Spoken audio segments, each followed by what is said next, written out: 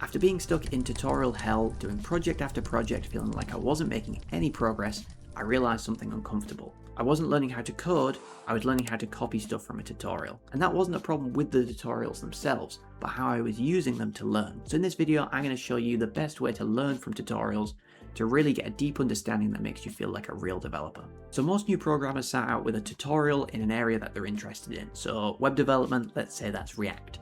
They do a React tutorial, they build their first website, and they're pretty proud. The problem comes with what you do next. Another tutorial and another tutorial over and over again, relearning the same fundamentals and not really making any progress, getting diminishing returns. And that's because the reality is doing another React tutorial isn't going to teach you anything new. Now I guarantee the best thing that you can do now is go and build your own project. Something completely your own, something you want, something you need, anything really. As long as you have a passion for it, that'll drive your learning.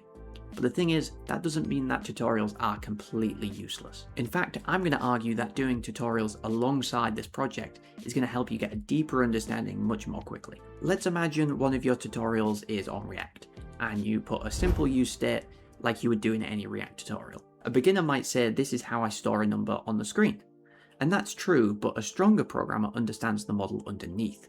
React does not mutate your component in place. It calls your component again to create a new render, a new snapshot of the UI based on the current state. That understanding helps solve bugs like this. This looks like it should count up every second, but it only goes from 0 to 1 before getting stuck.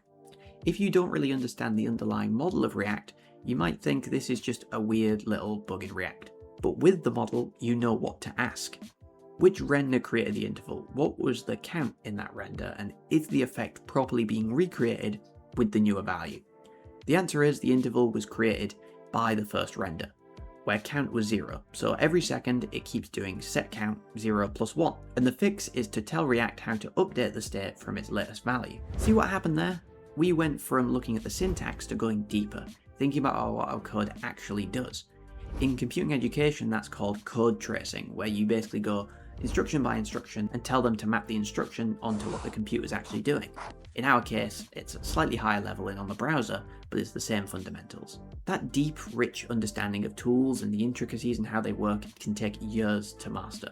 But how can we start to build it up now with just tutorials? That's the kind of thing I wish I knew earlier, and that's what I do on this channel. So if you like that kind of thing and you find this advice useful, please go ahead and subscribe. If you like the video, it really helps a tiny channel like this. But back to it. To get that kind of knowledge from a tutorial, we need a project that helps us map our executed code, the high level abstracted away thing that we're doing, into what it's doing under the hood. We don't need to 100% understand every detail. Of course, that's the point of having the tool. It's abstracted away from us and it makes things easier. We just want to know a broad understanding of what they're doing for us. And the best way to do that is to try and build the tools ourselves. But how does building React differ from building a React dashboard? What do we get out of that? Well, yeah, doing a tutorial the way that we used to do tutorials is just going to get us in the same problem. What we need to do is change how we engage with these tutorials on building tools. And how we do that is we make an attempt at building the tool before we do the tutorial completely on our own. That's going to help us understand the tool more deeply and figure out why it's helpful. That might seem pretty daunting, but I'm going to go through an example that will hopefully help you figure out what I mean, why it's not so scary, and why I think it's useful. So you've probably used Git before. If not, definitely go away and try a version control tool.